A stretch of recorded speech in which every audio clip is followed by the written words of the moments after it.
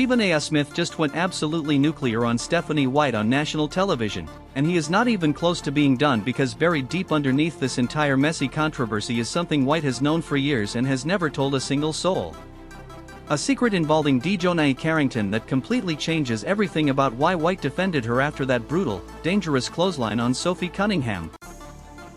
Instead of standing up for her own player who was lying on the floor in pain, Stephanie White stood up for the player who put her there. What happened next got White mercilessly booed in her own arena and got Stephen A. Smith calling for their heads, exposing both White, Carrington, and the entire WNBA for what he believes is a deep-rooted failure of leadership and accountability. Should the WNBA fire Carrington, White, or both? That is the question everyone is screaming right now. Everybody's running from the big elephant in the room involving the WNBA and the latest with Coach Stephanie White of the Indiana Fever going on a little tirade during a post-game press conference because people were accusing her of not supporting her player after Sophie Cunningham was essentially, knocked upside the damn head by DiJonai Carrington, and she didn't speak up fervently enough on behalf of Sophie Cunningham and was complimentary of DiJonai Carrington. Cunningham is breaking toward the rim on a clean fast break with nothing but wide open daylight in front of her, and Carrington comes from behind and just absolutely wipes her out without any regard for human safety. Arm straight across the neck, full windup, full violent follow-through, and Cunningham hits the hard floor with a thud that silenced the entire arena. The whole building goes quiet for a terrifying second because everybody in that arena knows exactly what they just saw. Face coming down trying to prevent the layup, but that is just a hard hit. That's definitely going to be upgraded, I think, to a flagrant 2, Ryan. I think that is going to be a flagrant 2. There is wind up, there is follow through, there's potential for injury. Without Sophie question. Cunningham in a vulnerable position in the air. Oh, wow. Yeah, I mean, there's no question. It wasn't defense. It wasn't a reach in. It wasn't even a hard foul. It was a girl getting clotheslined on a breakaway layup like she was in a wrestling ring, not a basketball court. The referees reviewed it immediately and didn't hesitate for a single second. They upgraded it to a flagrant 2, which means Carrington was ejected for the night and sent to the locker room in disgrace.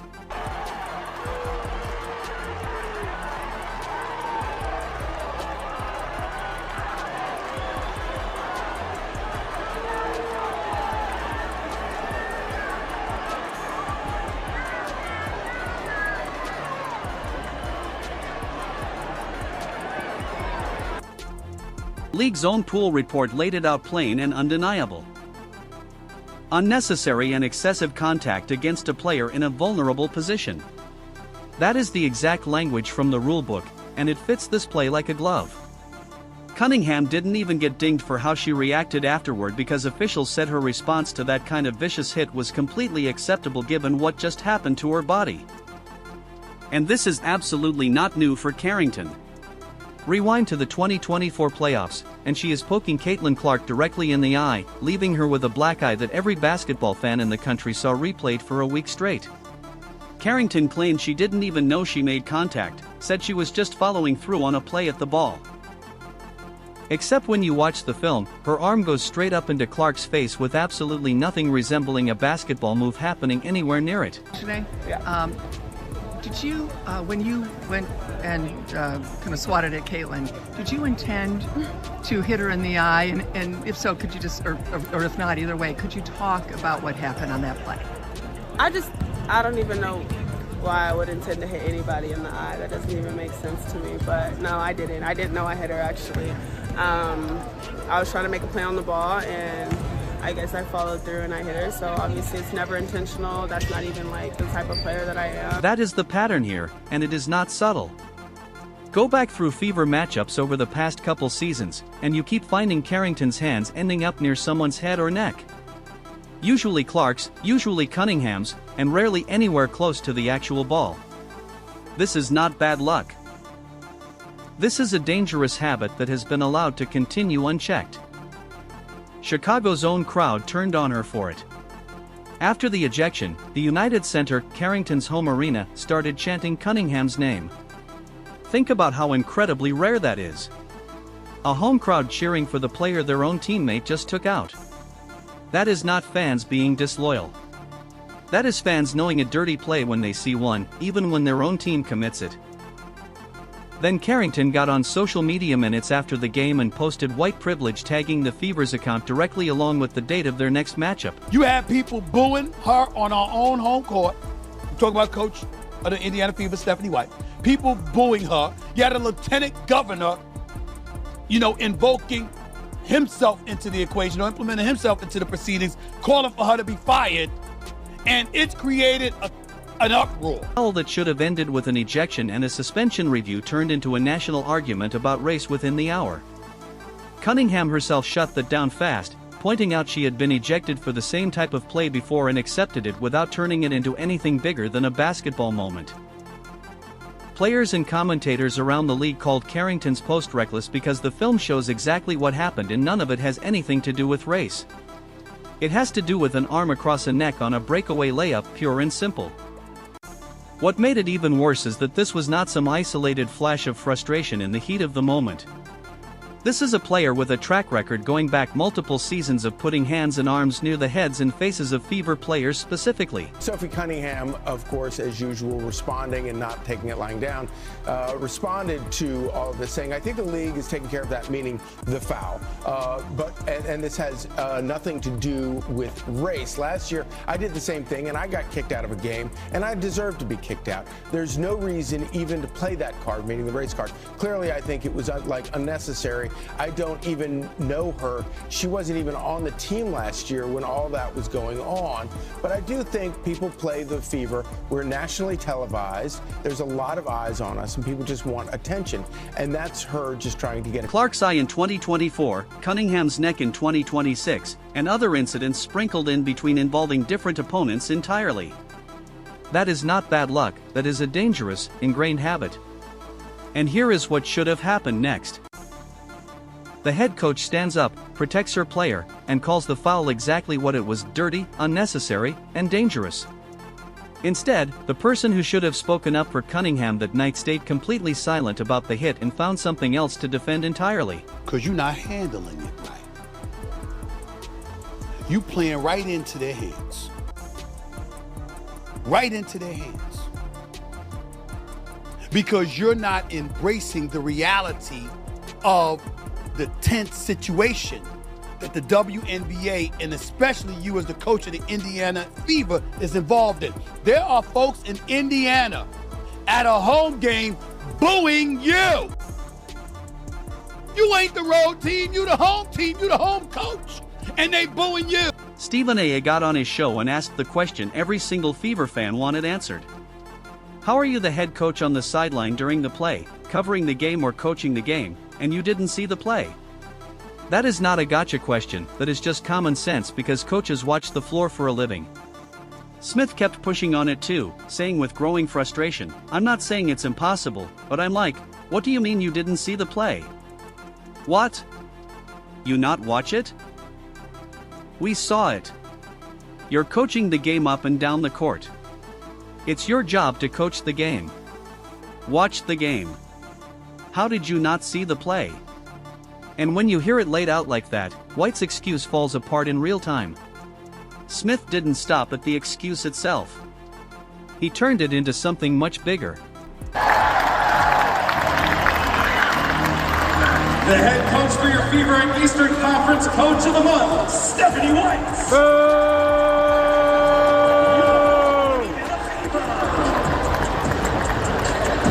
God, I wish they'd fire her already. He argued White wasn't embracing the reality of the tense situation that the WNBA, and especially you as the coach of the Indiana Fever, is involved in. That is Smith saying this is not just a bad answer at a podium, it is a coach failing to grasp what her job actually requires in a moment like this. And then he brought up the booing directly, pointing out something that should embarrass any coach in professional sports. There are folks in Indiana at a home game booing you. You ain't the road team. You the home team. You the home coach. And they're booing you. Your own building. Your own fans turning on you.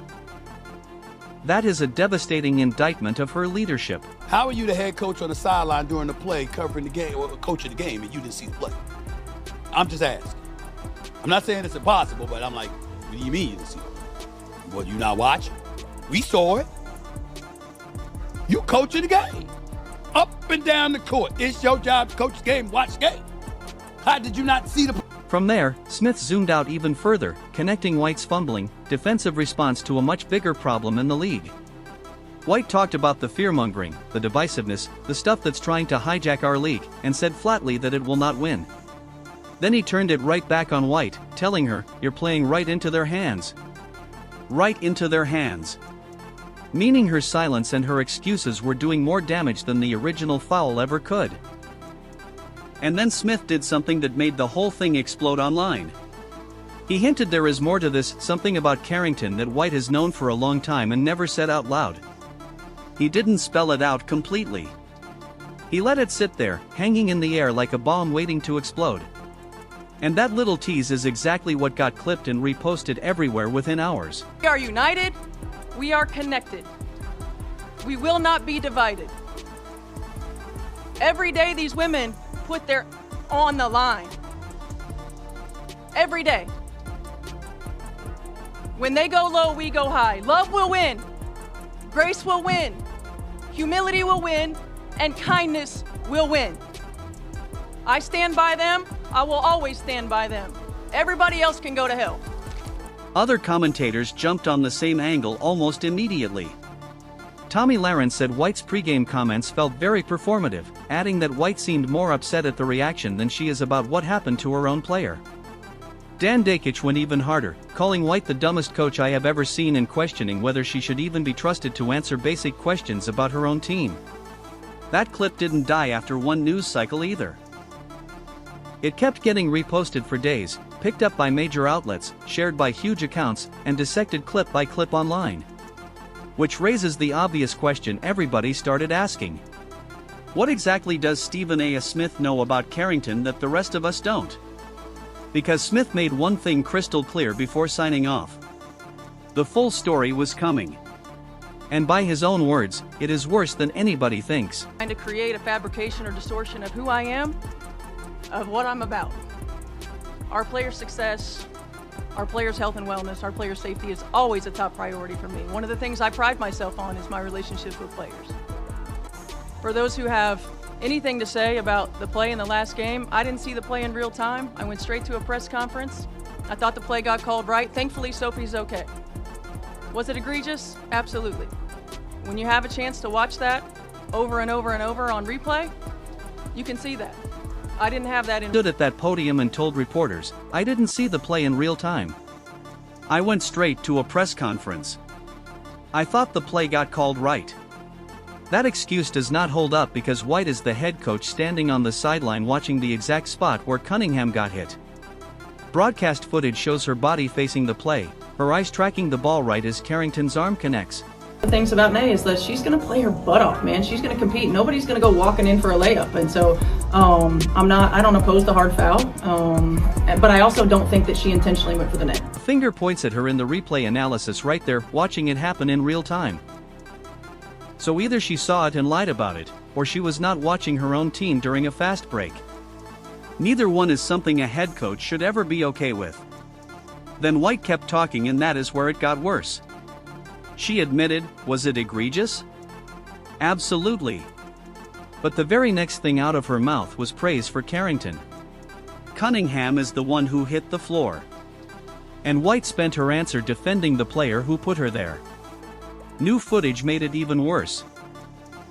It showed White walking toward Carrington first, checking on her before she ever looked at Cunningham.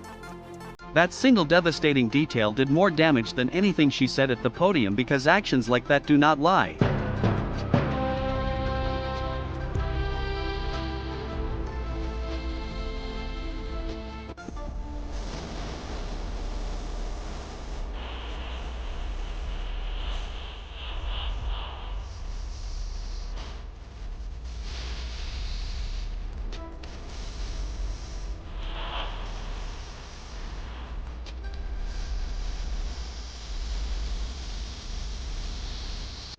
Indiana's own Lieutenant Governor Micah Beckwith posted that the Fever need to let Stephanie White go, calling it terrible coaching and saying the team needs to defend their players at the next home game.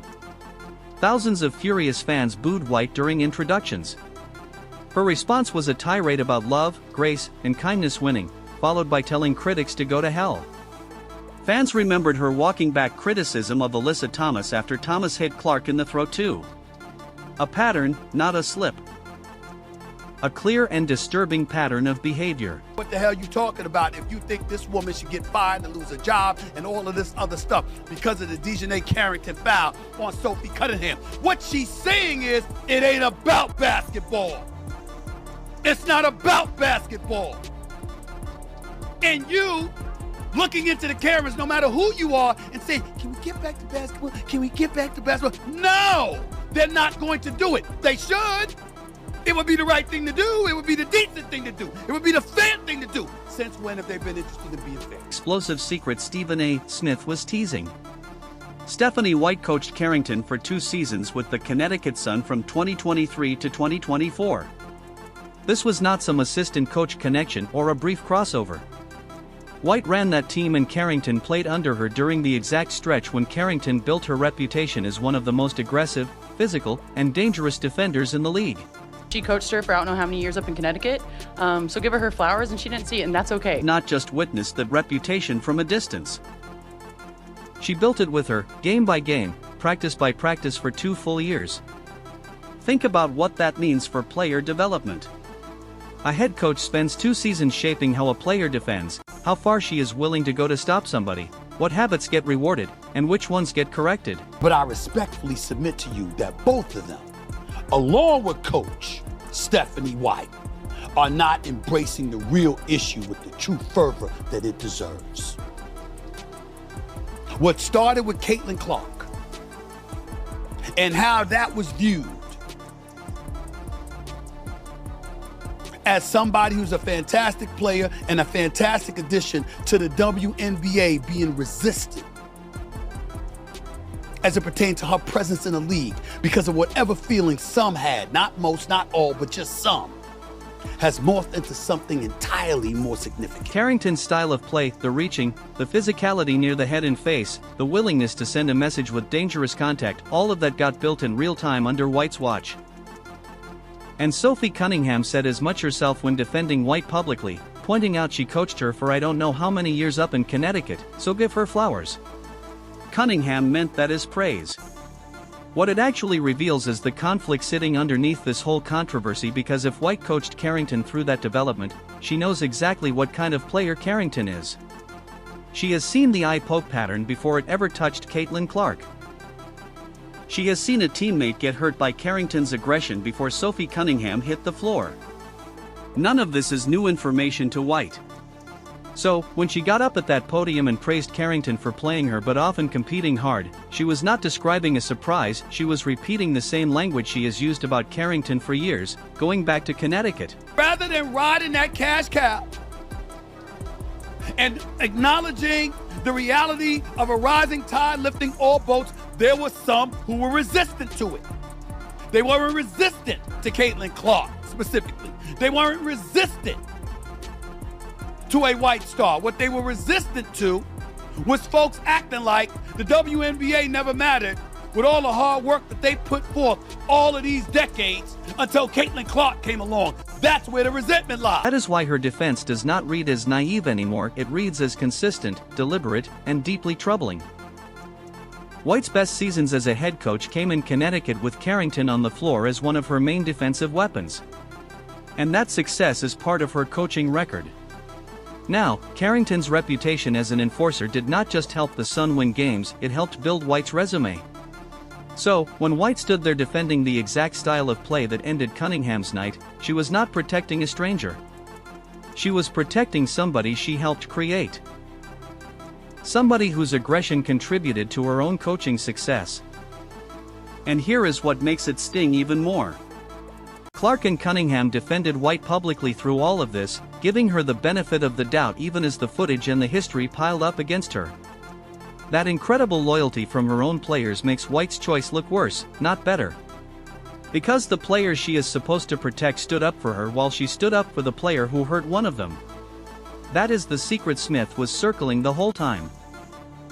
White has known exactly who Carrington is for years. Clark will facilitate bringing attention to other great talents in the WNBA, forcing you to appreciate them even more. Just like Magic and Bird forced everybody to appreciate the NBA. The NBA was once on tape delay. And when it mattered most, she picked her side anyway, and that is a betrayal her players will never forget. Strip away the coaching drama for a second and look at what Indiana actually has on the floor.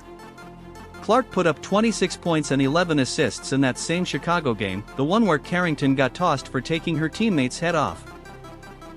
Kelsey Mitchell led all scorers with 27 points that night, and she is riding a WNBA record of 16 straight games scoring 20 or more. Aaliyah Boston added 13 points and 11 rebounds, doing the quiet, gritty work that does not trend on social media but wins basketball games anyway. None of that happens by accident, and none of it depends on whatever White says at a podium.